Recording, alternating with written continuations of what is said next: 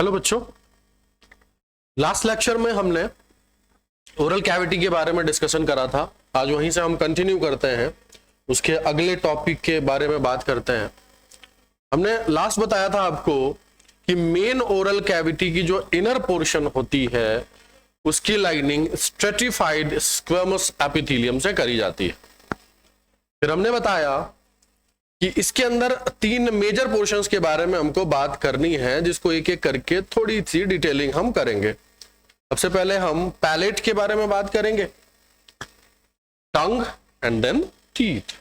Okay, then next start करते हैं। सबसे पहले हम पैलेट के बारे में पढ़ते हैं थोड़ा बहुत। ओके, हमने बोला है कि the roof of the oral cavity is called palate. Roof of oral cavity, हमारे ओरल कैविटी का जो अपर पोर्शन है, जो कर्व्ड है, आर्क शेप्ड है, यूं इस तरीके से आपको देखने को मिलेगा, आर्क शेप्ड है। ठीक, इसको हम पैलेट बोल देते हैं। इस ओरल कैविटी के अंदर, इस पैलेट के अंदर हमको दो पार्ट्स देखने को मिलेंगे, एक hard palate and the second one is soft palate. Hard palate जो एंटीरियर पार्ट में देखने को हमको मिलता है।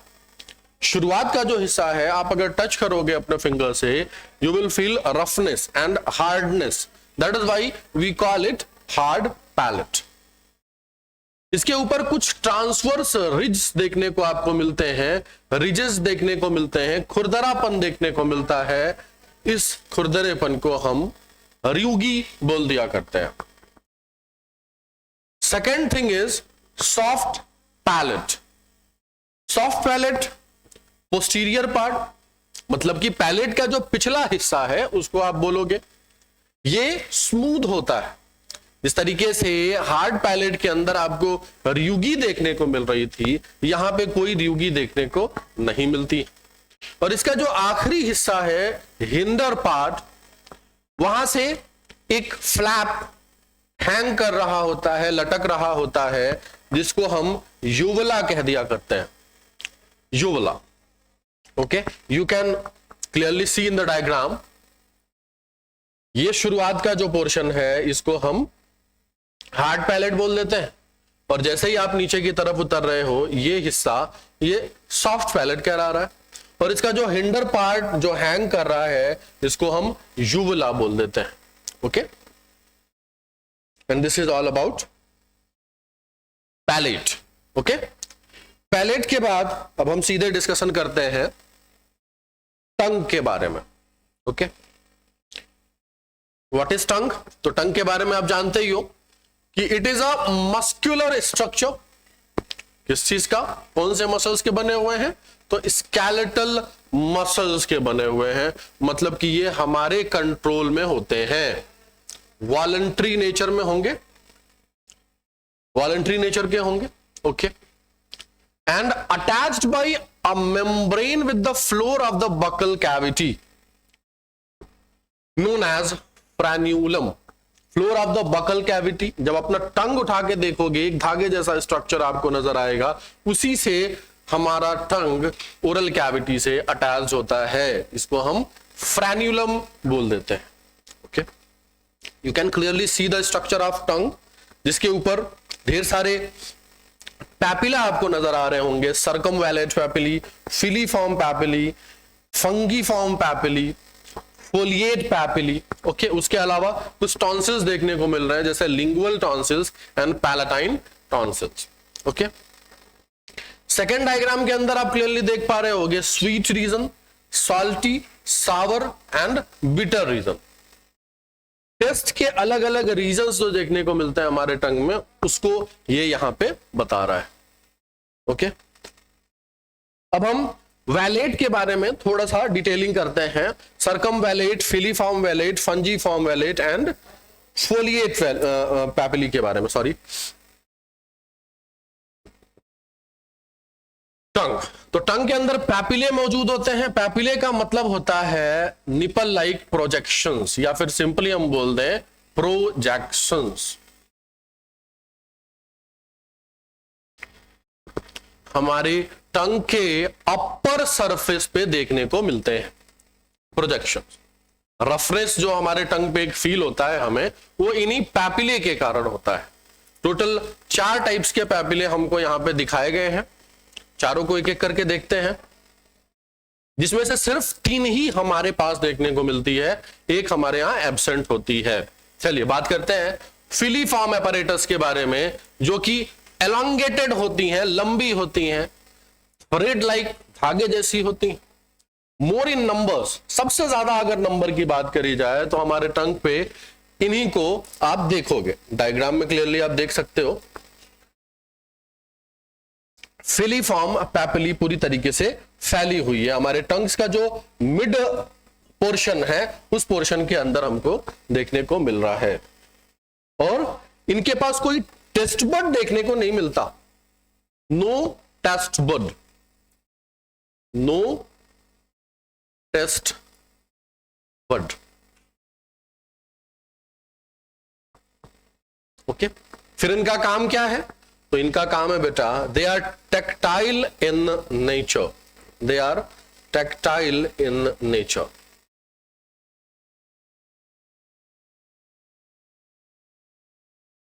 दे are tactile in nature. Okay, next हम बात करते हैं फंजी फॉर्म पैपिले के बारे में।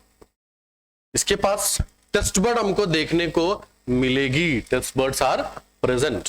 Okay, present on the tip and laterally, आप डायग्राम में क्लियरली देख पा रहे होंगे कि टिप रीजन में एंड साइड वाइज आपको ये देखने को मिलेंगी, tip region and side wise laterally देखने को मिलेंगी। Have taste buds for salt, sour, mushroom head like structure है, इसीलिए हमने इनको फंजी फॉर्म बोल दिया। नेक्स्ट है हमारा foliate. Taste buds are present, smallest papillae absent in man. तो हमें यहां पे इसको अपने लिए तो नहीं पढ़ना है, it is present in rabbit which is not in our syllabus, present in rabbit. okay, next हमारा जाता है circumvallate, जो कि हमारे टंग के पोस्टीरियर रीजन में देखने को मिलता है। इनका शेप सबसे बड़ा होगा, लार्जेस्ट पैपिले। अब टंग के लास्ट वाले रीजन में देख रहे होंगे कि सर्कमवैलेट देखने को मिल रही हैं। अगर इनको थोड़ा सा डायग्राम ड्रॉ करने की कोशिश की जाए तो आप देखोगे एक inverted V shape sulcus terminalis देखने को आपको मिल रहा है। इनको हम सल्कस टर्मिनालिस कह देते हैं, सल्कस टर्मिनालिस। सल्कस टर्मिनालिस के पीछे वाला हिस्सा फेरिंजियल टंग कहलाएगा, और उसके आगे वाला जो पोर्शन है ये ओरल टंग कहलाएगा, ओरल टंग। तो सल्कस टर्मिनालिस ने यहां पे क्या किया है, टंग को ओरल टंग एंड फेरिंजियल टंग में डिवाइड करा है। फेरिंजियल टंग के पास आप देख रहे हो कि ढेर सारे टॉन्सिल्स देखने को मिल रही, इसको आप पैलेटाइन लिंगुअल टॉन्सिल बोल देते हो, सॉरी लिंगुअल टॉन्सिल। ओके, इसी सल्कस टर्मिनालिस वाले ही रीजन के अंदर आपको सर्कमवैलेट पैपिली देखने को मिल रही हैं, जिसकी नंबर 8 से 12 के करीब होती है। ओके, आपने इस डायग्राम के अंदर नोटिस करा होगा कि जो बीटर टेस्ट हमको मिल रहा है लास्ट वाले रीजन में मिल रहा है, और लास्ट वाले ही रीजन के अंदर आपको सर्कमवैलेट पैपिली देखने को मिल रही है। तो आप क्या यहां बोल सकते हो कि इनके पास जो टेस्ट बर्ड्स होते हैं वो बीटर टेस्ट को रिसीव करते हैं, कड़वाहट वाले टेस्ट को रिसीव करते हैं। Okay, this is all about tongue. अब हम इसके फंक्शंस के बारे में बात कर लेते हैं। It is N accessory digestive organ. Digestion तो करवाती नहीं है, डाइजेशन कराने में हेल्प कर रही है, डायरेक्टली या इनडायरेक्टली इन्वॉल्व हो रही है। That is why we call it accessory digestive organ. Okay, अब इनके फंक्शंस को एक एक करके हम स्टडी कर लेते हैं। It helps in chewing the food, chewing बोल दीजिए, मैस्टिकेशन बोल दीजिए, खाने को चबाने में, उसकी मिक्सिंग करने में टंग हमारी हेल्प कर रही है।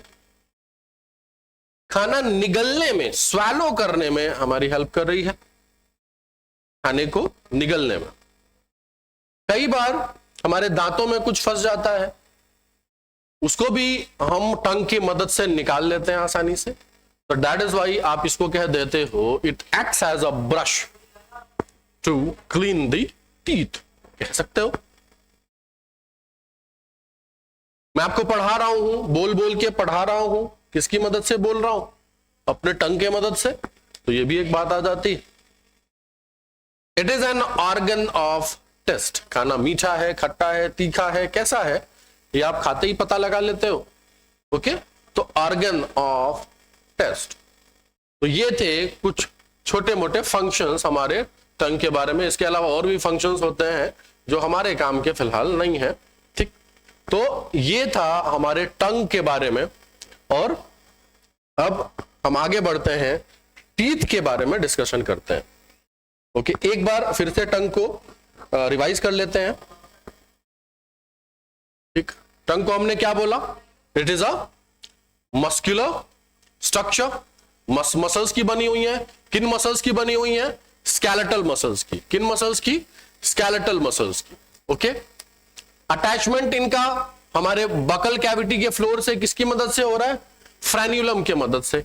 ओके, यहां पे ढेर सारे पैपिली देखने को मिल रही हैं और टोटल हमारे पास 4 papillae, सर्कमवैलेट papillae, filiform papillae and फंजीफॉर्म papillae.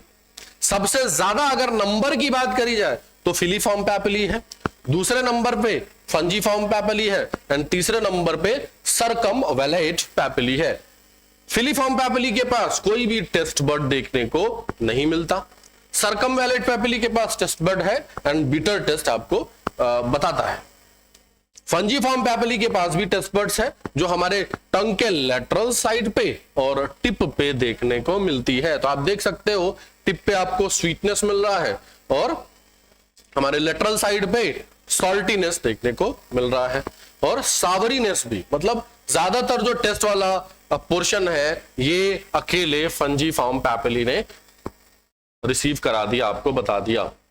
तो फंजीफॉर्म पैपिली का नाम फंजीफॉर्म क्यों पड़ा? क्योंकि ये मशरूम शेप का नजर आता है, दिखता है। ठीक, फिलीफॉर्म पैपिली धागे जैसा दिख रहा था इसलिए फिलीफॉर्म पैपिली आपने बोल दिया। ओके, सर्कमवैलेट पैपिली के बारे में बात करेंगे तो वो राउंडेड होंगे। सर्कम मतलब राउंड। ओके, तो राउंडेड थे इस कारण से सर्कमवैलेट पैपिली। ओके,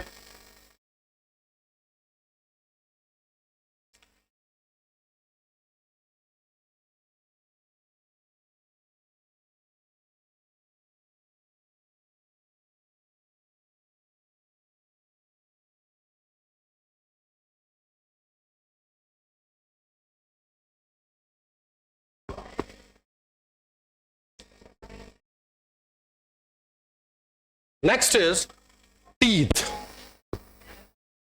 टीथ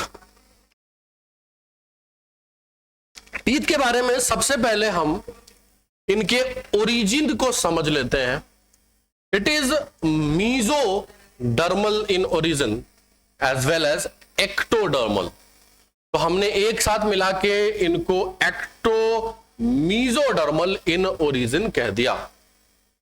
ठीक, एक्टो मीजोडर्मल इन ओरिजिन कह दिया। ठीक है, फिर हम इनको बोल रहे हैं कि teeth forming cells are odontoblast.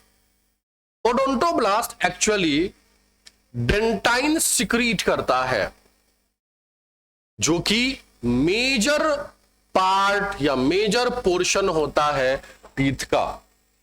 ठीक है, और odontoblast layer mesodermal in origin होता है, sorry, odontoblast cells, odontoblast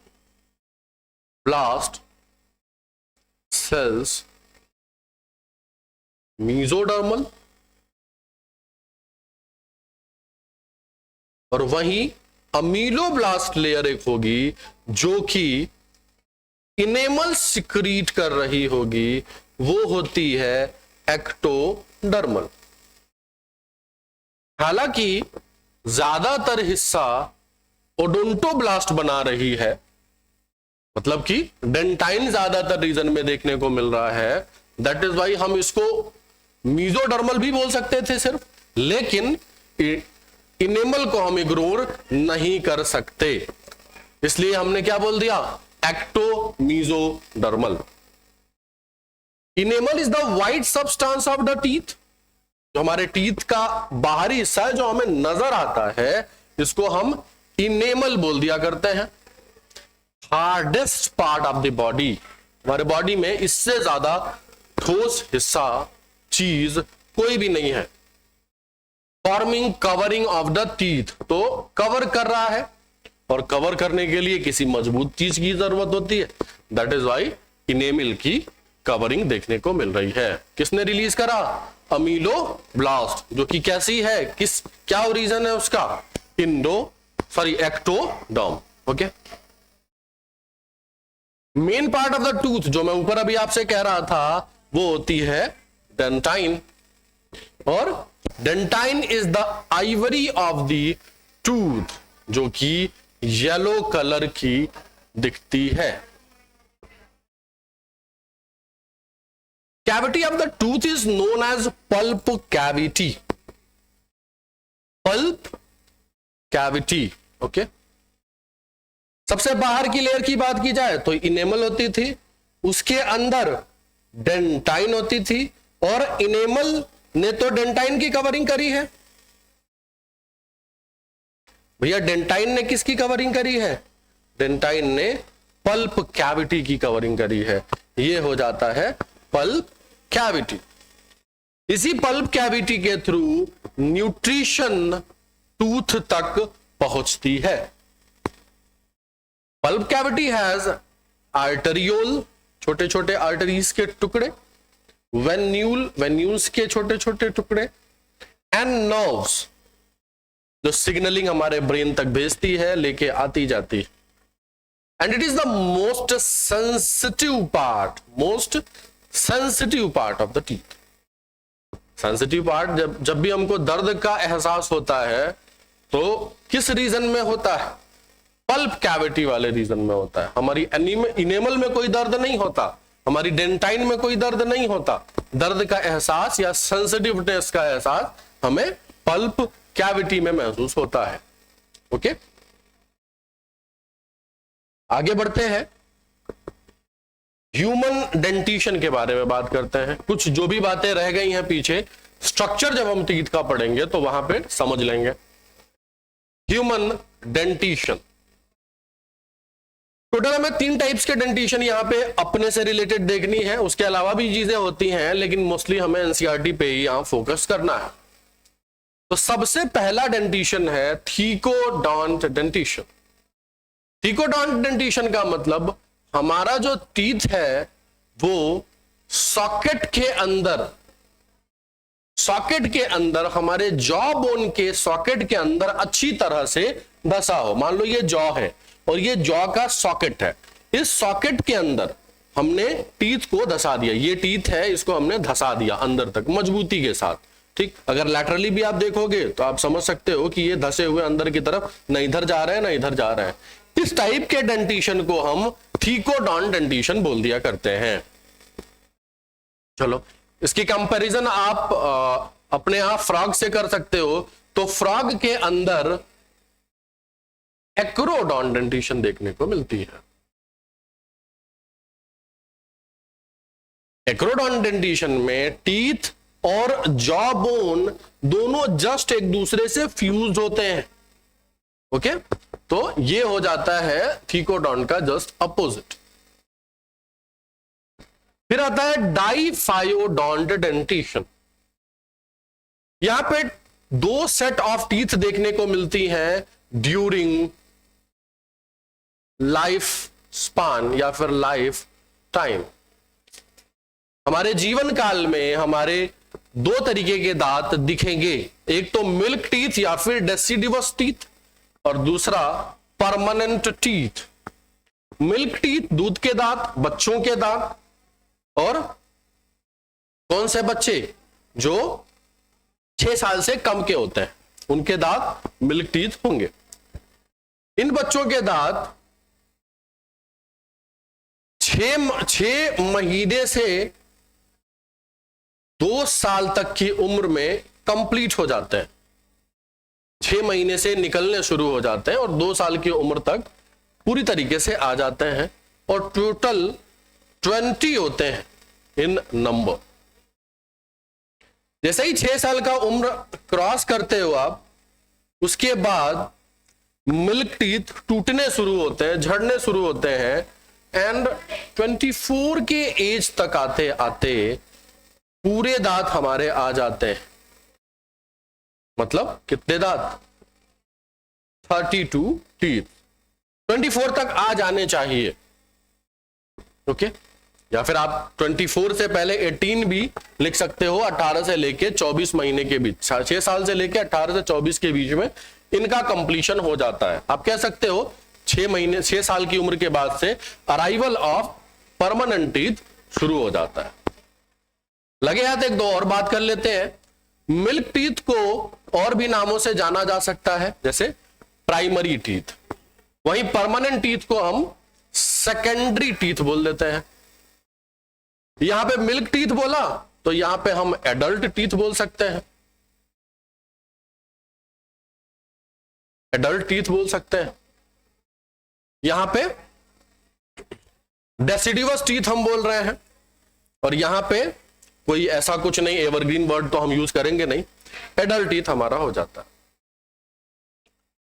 primary, secondary, adult. Okay, बाकी जो बातें डाइफायोडॉन डेंटिशन में रह जाती हैं उसको हम कवर करेंगे आगे चल के जब हम डेंटल फॉर्मूला पढ़ेंगे।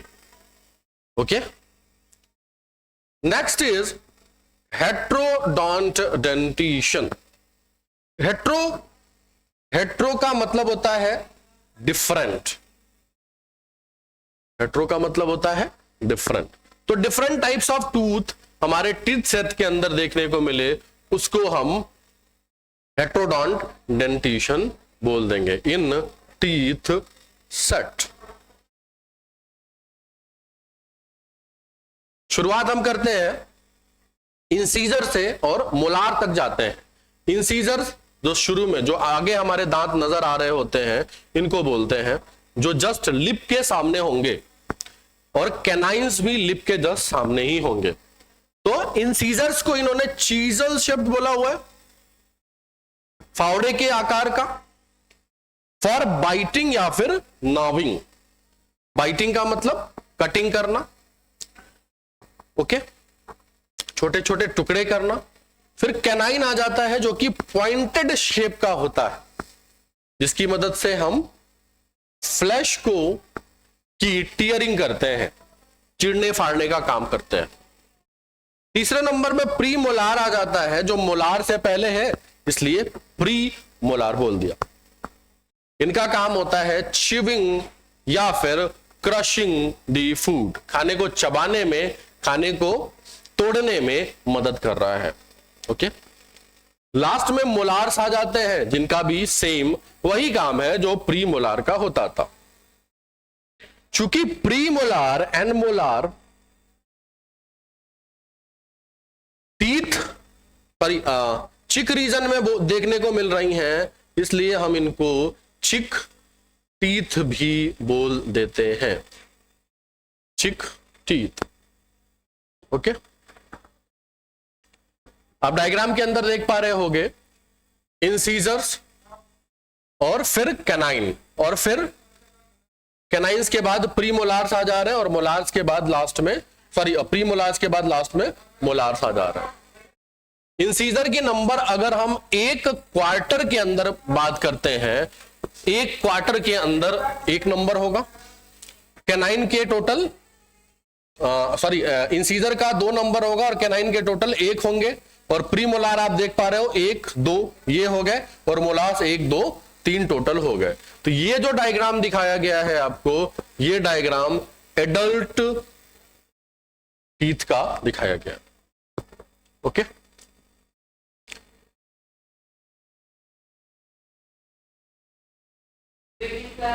नेक्स्ट आ जाता है dental formula. Dental formula is represented by the teeth of half of the upper jaw and half of the lower jaw. Half of the upper jaw and half of the lower jaw. Half word को यहां पे समझना बहुत जरूरी है। अपर jaw, lower jaw, half of upper jaw, half of lower jaw. Okay, हम इस diagram के अंदर शॉर्ट फॉर्म में लिखेंगे इंसीजर को आई से, कैनाइन को सी से, प्रीमोलार को पीएम से एंड मोलार्स को एम से। ओके, समझते हैं। Half of upper jaw, half इधर हो गया, हाफ इधर हो गया, हाफ इधर और हाफ इधर। Okay, upper jaw and lower jaw, तो I C P M M upon I C P M M. तो टोटल 1 आई हो गया, सॉरी 2 आई हो गया, 1 सी हो गया, 2 पीएम हो गया और 3 एम हो गया। अभी हम एडल्ट ह्यूमन के डेंटल फार्मूला की बात कर रहे हैं। तो 2123 अपॉन 2123, 2123 अपॉन 2123। अब हम इनकी काउंटिंग करते हैं। 2 1 2 3 टोटल 8 हो जाते हैं। 2 1 2 3 टोटल 8 हो जाते हैं। तो एक क्वार्टर के अंदर 8, तो दोनों क्वार्टर को मिला के 16 हो गए। एक क्वार्टर के अंदर 8, तो दोनों क्वार्टर को मिला के 16 हो गए। और अपर जॉ और लोअर जॉ के सारे टीथ को एक साथ जोड़ दिया जाए तो 32 हो गया। जिसमें से अभी हम बात करेंगे लास्ट मोलार के बारे में। लास्ट मोलार को विजडम टीथ कह दिया जाता है, जो इस डायग्राम के अंदर इंक्लूड करके दिखाया गया है, विजडम टीथ। ओके, ये विजडम टीथ एक एज के बाद आती है, 18 के बाद आनी शुरू होती है, और कंप्लीशन इनका 24-25 साल के अंदर होता है। ठीक है, तो जब तक विजडम टीथ नहीं आई है, एक टीथ की कमी है, इसका मतलब टोटल 28 टीथ हो जाएंगे। माइनस अगर विजडम टीथ कर दिए जाए तो 28 टीथ होंगे। अपर लोअर से एक एक दांत को हटा देने हैं, लास्ट टीथ को हटा देने। और ये विजडम टीथ वेस्टिजियल होती है, हमारे यहां इनका कोई काम ही नहीं होता, वेस्टिजियल इन नेचर। फिर हम मिल्क डेंटिशन के बारे में बात करते हैं। तो फार्मूला तो सेम हम रखेंगे, आईसीपीएम एम अपॉन आईसीपीएम एम। अभी भी अपर जॉ एंड लोअर जॉ के बारे में बात करेंगे, upper half and lower half. 2102 upon 2102।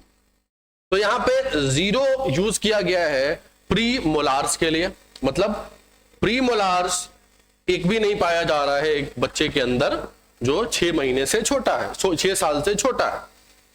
Okay, तो ये है प्री मोलार जो कि एब्सेंट है, पूरी तरीके से गायब है। ये सवाल रिसेंटली नीट में पूछा गया है। और यहां पे अगर ध्यान दें तो मोलार सिर्फ 2 है, और ऊपर वाले में यानी कि एडल्ट ह्यूमन के अंदर मोलार 3 है, तो 1 की कमी यहां पे भी हो गई। ठीक, तो ये कमी कब पूरी हो रही है? 18 साल से 24 साल के उम्र में पूरी हो रही है, जिसको आप विजडम टीथ, अक्ल दांत बोल देते हो। ठीक, 2102 अपॉन 2102। तो यहां काउंटिंग करेंगे 2 + 1 + 2 5 5 × 2 10, ऐसे ही नीचे वाले में 10 हो गए। तो टोटल 20 हमारे यहां नंबर देखने को मिल रहा है। क्लियर है? तो टोटल 20। मिल्क डेंटिशन के अंदर total 20 teeth, and human dentition के अंदर, एडल्ट ह्यूमन के अंदर टोटल 32 टीथ हमको देखने को मिलेगा। टीथ का लास्ट टॉपिक है स्ट्रक्चर। इसके स्ट्रक्चर को हम समझने की कोशिश करते हैं। टीथ को 3 पार्ट में डिवाइड किया जाता है। एक तो जो सफेद जो व्हाइट कलर का हिस्सा आपको नजर आ रहा है, इसको हम क्राउन बोल देते हैं। और जो हमारे गम के चारों तरफ वाला हिस्सा है, जो गम से सराउंडेड है, उस रीजन को हम नेक बोल दिया करते हैं। और तीसरा पार्ट रूट, जो कि वो हिस्सा जो बोन के अंदर धसा होता है, जो एल्वियोलाई के अंदर धसा होता है, जो सॉकेट के अंदर धसा होता है। एल्वियोलाई को हम सॉकेट या सॉकेट को हम एल्वियोलाई भी यहां पे बोल सकते हैं। ओके, आप इस डायग्राम के अंदर देख पा रहे होंगे कि सबसे ऊपर इनेमल और उसके अंदर डेंटाइन, और डेंटाइन के अंदर पल्प कैविटी दिख रही होगी। इस पल्प कैविटी के अंदर आपको arteriole, venules and neurons, nerves देखने को मिल रहे हैं। उसके अलावा आप सीमेंट देख पा रहे हो और पेरियोडोंटल लिगामेंट देख पा रहे हो, जिनकी मदद से हमारा दांत हमारे सॉकेट में या फिर जॉ के एल्वियोलाई में धसा हुआ है या चिपकाया गया है। Okay, periodontal ligament. Apical foramen देख पा रहे हो। इस एपिकल फोरामेन से नर्व्स की, ब्लड की, एल्वियोलाई की, इनकी आर्टेरियोल्स की, इनकी सप्लाई पल्प कैविटी में दी जा रही है। Okay, this is all about structure of bone. Gum को हम जिंजीवा भी बोल देते हैं। गम्स को जिंजीवा भी बोल देते हैं। एक चीज आप देख रहे होंगे यहाँ पे, जिंजीवा सल्कस, जहां पे इनेमल वाला हिस्सा नेक से या फिर गम से जस्ट जुड़ा हुआ है, उस रीजन को हम जिंजीवा सल्कस बोल दे रहे हैं। ये जो आप रूट्स देख रहे हो इस डायग्राम के अंदर, ये रूट्स वैरी करते हैं, टूथ टू टूथ वैरी करते हैं। जैसे कि इंसीजर एंड कैनाइंस की बात करी जाए तो एक ही है। अपर फर्स्ट मोलार की बात की जाए, अपर फर्स्ट मोलार की बात की जाए तो इनके नंबर 2 हो जाते हैं। अपर सेकेंड प्रीमोलार एंड लोअर प्रीमोलार्स की बात की जाए, अपर सेकेंड प्रीमोलार्स एंड लोअर मतलब सारे के सारे नीचे वाले प्रीमोलार्स, इनमें इसकी नंबर सिर्फ 1 है। और लोअर मोलार की अगर बात करो आप, तो लोअर मोलार में नंबर 2 हो जाते हैं। क्लियर है यहां तक? ओके, एक बार फिर से हम पीछे चलते हैं, थोड़ा सा कंपैरिजन हम यहां पे फ्रॉग से करते हैं। हमने थीकोडॉन डेंटिशन बताया और फ्रॉग के अंदर उसका अपोजिट एक्रोडॉन डेंटिशन आपको बता दिया। वही अगर हम डाइफायोडॉन डेंटिशन की बात कर रहे थे, जहां पे arrival of teeth 2 times in a life, frog के अंदर अगर आप बात करोगे तो एक ही बार उनका दांत आता है, मोनोफायोडॉन्ट। मोनोफायोडॉन्ट। हालांकि हमारा दांत एक बार टूटने के बाद दोबारा नहीं आ सकता, एक्सीडेंटली टूटने के बाद, जैसे हमारा एडल्ट टीथ है, एक बार टूट गया दोबारा नहीं आ सकता। फ्रॉग में ऐसा नहीं है, टूट गया दोबारा आ सकता है, मल्टीपल टाइम्स अराइवल हो सकता है। हेट्रोडॉन डेंटिशन, यहां पे डिफरेंट टाइप्स ऑफ टीथ हमारे यहां देखने को मिल रहा था। वहीं अगर फ्रॉग की बात की जाए तो होमोडॉन्ट डेंटिशन होती है, मतलब सेम टाइप के टीथ आपको देखने को मिलेंगे, same types of teeth. Okay, चल आगे बढ़ते हैं।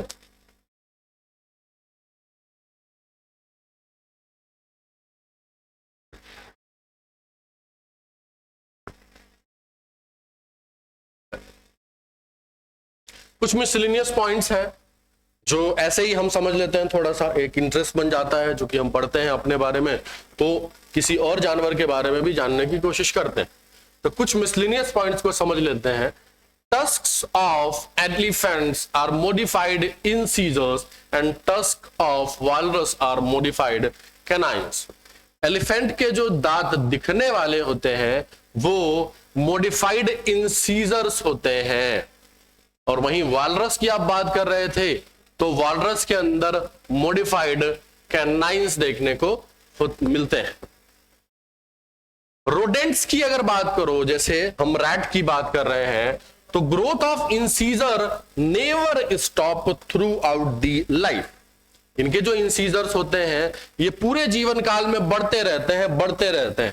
यही कारण है कि ये चीजों को, सामान को, कपड़ों को कुतरते रहते हैं, काटते रहते हैं, ताकि एक उस पैटर्न को वो मेंटेन कर सके, अन्यथा उनकी दांत इतने बड़े हो जाएंगे कि उनका सर्वाइवल मुश्किल होगा। फैंग्स ऑफ मॉडिफिकेशन, फैंग्स जो स्नेक के अंदर आपको देखने को मिलते हैं, ये मैक्सिलरी टीथ के मॉडिफिकेशंस होते हैं। आफ्टर इंजरी और ब्रेक डाउन न्यू फैंग्स में arise at the place of the old. ठीक है, जिस तरीके से हमारे दांत दोबारा नहीं निकल सकते, फ्रॉग के अंदर दोबारा निकल सकते हैं, वैसे ही फैंग्स स्नेक के अंदर दोबारा आ सकते हैं at the place of old one.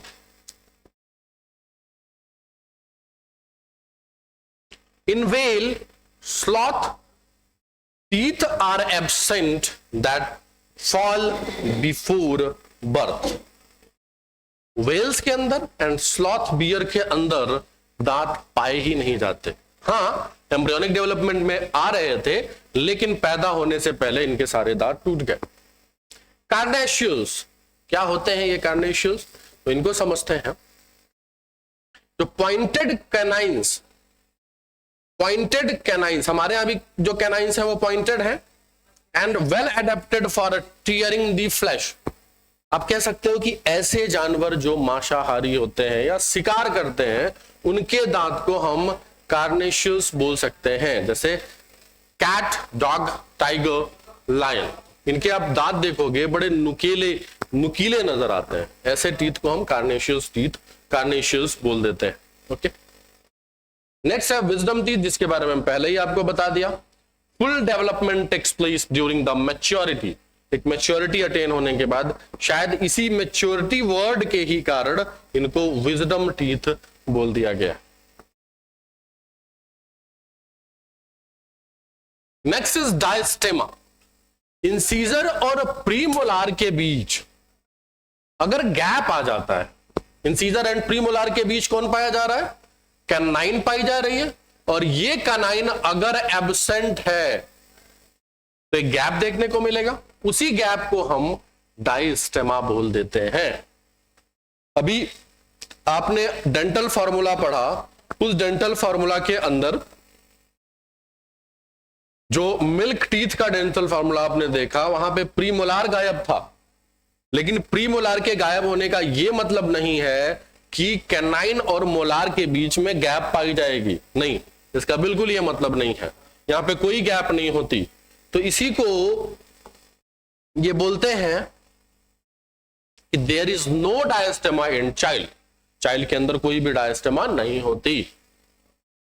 मोनोफाइडॉन्ट, इसके बारे में पहले बात कर चुके हैं कि एक बार में, लाइफ में एक ही बार दांतों का आना, और डाइफाइडॉन्ट का मतलब लाइफ में 2 बार दांतों का आना। तो इसके बारे में तो हम पहले ही समझ गए थे। होमोडॉन्ट डेंटिशन भी बता दिया, सेम टाइप ऑफ टीथ। हेटेरोडॉन्ट भी।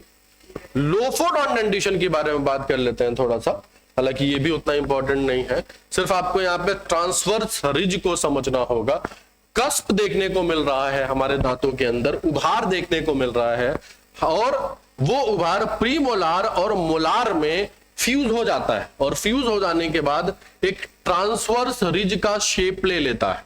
इन्हीं को हम लोफोडॉन्ट डेंटिशन बोल देते हैं। ये एलिफेंट्स के अंदर देखने को मिल रहा है। None of our importance. Okay, solenodont dentition, when cusps of teeth are crescentically arranged. Crescentically arranged का मतलब आप समझ सकते हो कि हाफ मून शेप्ड अरेंजमेंट अगर देखने को मिल जाता है तो सोलेनोडॉन्ट डेंटिशन बोल देते हो। शिप एंड गोट के अंदर होता है। Pleurodont dentition, teeth are attached on bony shelf. हमारे यहां थीकोडॉन्ट डेंटिशन था। थीकोडॉन्ट डेंटिशन में एक कैविटी के अंदर रखी गई थी, लेकिन यहां पे अटैचमेंट कुछ डिफरेंट टाइप का देखने को मिलता है, बोनी शेल्फ के अंदर देखने को मिलता है। ये हो रहा है रेप्टाइल्स के अंदर। फिश के अंदर होमोडॉन्ट डेंटिशन होगी और ये पॉलीफायोडॉन्ट होगी, मतलब इनके दांत टूटते रहेंगे भी तो आते रहेंगे, टूटते रहेंगे आते रहेंगे, कोई दिक्कत नहीं है। एम्फीबियंस, फ्रॉग के बारे में मैंने पहले ही आपको बता दिया, एक्रोडॉन्ट डेंटिशन पाई जाती थी और पॉलीफायोडॉन्ट तो है ही, होमोडॉन्ट डेंटिशन भी बता दिया था। रेप्टाइल्स के अंदर होमोडॉन्ट एंड पॉलीफायोडॉन्ट डेंटिशन देखने को मिले। In birds teeth are absent, याद रखिएगा इस बात को, जब हम एवीज के बारे में बात करेंगे फिर से बात करेंगे वहां पे। Jaws are modified into beak, इनके जो जबड़े होते हैं ये बीक में कन्वर्ट हो जाते हैं और यहां पे कोई दांत देखने को नहीं मिलती।